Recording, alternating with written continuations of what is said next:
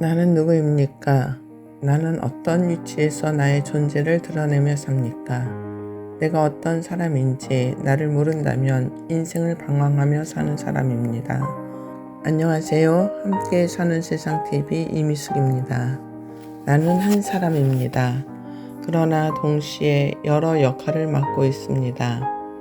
나를 낳고 길러주신 부모의 자녀로, 한 남자의 아내로, 아이들의 엄마로, 또는 손자가 있는 할머니이기도 합니다. 그런데 이렇게 여러 역할을 맡은 나라는 한 사람이 아내로서 남편에게는 어떤 사람인지, 딸 혹은 며느리로 부모에게는 어떤 자녀인지, 자녀에게는 어떤 부모인지, 할머니로 손자에게는 어떤 존재인지 생각해 보신 적은 있으십니까? 내가 이 세상에 태어났을 때 나의 뜻대로, 내가 원하는 대로, 내가 하고 싶은 대로 할 수 있는 것이 아무것도 없었고 사람들에게 줄 수 있는 것도 없었지만, 사람들이 나를 보고 있으면 근심과 걱정이 사라지고 아무런 조건 없이 기뻐하는 사람들이 많았었습니다. 내 것이 없을 때는 나는 사람에게 기쁨과 즐거움을 주는 사람이었습니다.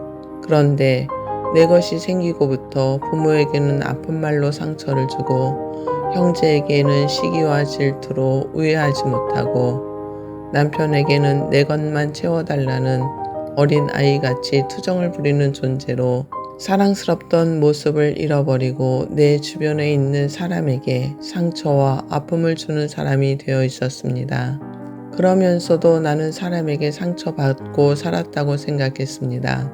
마음속에 내 것이라는 욕심으로 인한 미움과 시기와 분노가 도사리고 있으면서 그것을 감추고 사느라 힘들고 지쳐 있습니다.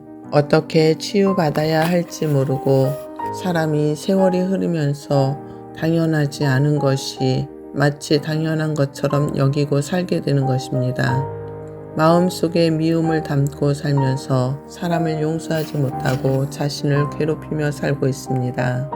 어느덧 기쁨과 즐거움을 주던 존재가 그 귀한 가치를 떨어뜨리고 마음에 무거운 짐을 담고 가치 없는 존재로 하락했습니다.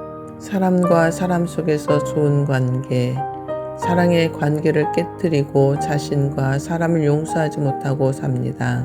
내가 나를 사랑하지 못하고 미움과 분노로 스스로 자신을 학대하며 삽니다.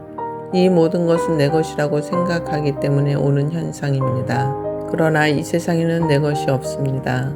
당신이 숨을 쉬는 것조차 내 것이 아닙니다. 내 것이라고 생각하는 순간마다 나는 죽어 있는 것입니다. 죽어 있는 사람은 자신의 가치를 모르고 사는 사람입니다. 이렇게 나 한 사람으로 인해 많은 사람이 죽기도 하고 살기도 합니다. 그러나 내가 하나님의 모양과 형상인 사랑을 회복할 때 자신의 존재적 가치가 회복되는 것입니다. 이는 용서할 수 없는 사람을 용서할 때 자신의 존재가 확실하게 드러나게 됩니다. 사람이 사람을 용서하는 것보다 더한 가치는 없습니다. 이는 자신을 먼저 용서하는 사람입니다. 용서는 온전한 사랑을 이루기 위한 디딤돌과 같습니다. 하나님은 우리를 사랑하시기에 당신의 하나뿐인 독생자 아들을 우리에게 보내주시고 그분을 통하여 나의 모든 죄를 용서하신 것처럼 우리도 서로 사랑하며 용서받는 사람으로 살아야 합니다. 그러나 용서는 말처럼 그리 쉬운 것은 아닙니다. 또한 우리는 진실한 용서를 할 수가 없습니다. 용서의 방법 또한 모르고 살아갑니다. 당신은 원수 같은 사람이 용서가 되던가요? 내 마음속에 미움으로 자리 잡고 있는 사람이 용서가 되나요? 저는 용서가 되지 않았습니다. 말로는, 생각으로는 쉽게 용서가 될 수 있을지언정 상대가 내 눈에 보일 때는 마음은 그 사람을 향한 미움이 앞서 도저히 용서할 수가 없었습니다. 그렇다면 어떻게 용서할 수 있을까요? 신중의 신인 하나님이 용서하셨기에 그분의 사랑을 힘입어 우리 또한 나에게 원수 같은 사람이라도 용서할 수 있습니다. 우리는 하나님이 사랑으로 창조하신 사랑의 덩어리이지만 사랑의 능력도 용서의 능력도 소멸시킨 채 하나님의 사랑을 배반하며 살아왔습니다.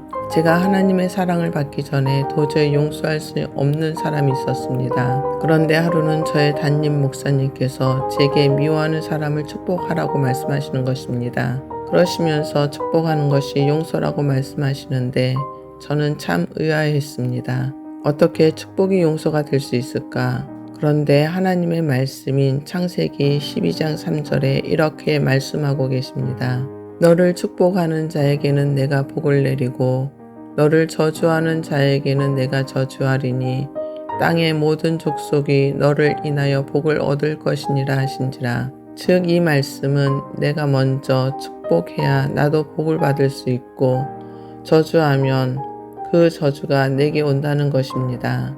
또 요한복음 20장 23절에는 너희가 네 죄든지 사하면 사여질 것이요 네 죄든지 그대로 두면 그대로 있으리라 하시니라. 이 말씀은 사람의 죄를 용서하면 나 또한 용서를 받지만 사람의 죄를 용서하지 않으면 나 또한 용서받지 못한다는 말씀입니다. 처음 축복할 때는 축복의 말이 잘 나오지 않습니다. 그러나 내 마음에 있는 미움의 문제를 해결하기 위해 축복하며 기도해야 했습니다. 내가 살기 위해 축복해야 했습니다. 내가 미워하고 싫은 사람, 원수 같은 사람을 용서해야 하는 것은 나도 누군가에게 미운 사람, 원수 같은 사람일 수도 있지만 나를 사랑하시는 그리스도께서 나의 죄를 용서하셨기 때문입니다. 그렇게 축복하다 보면 내가 먼저 하나님께 용서를 받으며 사람을 용서할 수 있게 되는 것입니다. 용서에는 나의 것이 없습니다. 내 것이라고 생각할 때는 사람에게 상처를 입히고 그 영혼을 죽이기도 하지만 너의 것이라고 하면 사랑으로, 용서로, 축복으로 상대에게 치유와 기쁨을 주는 것입니다.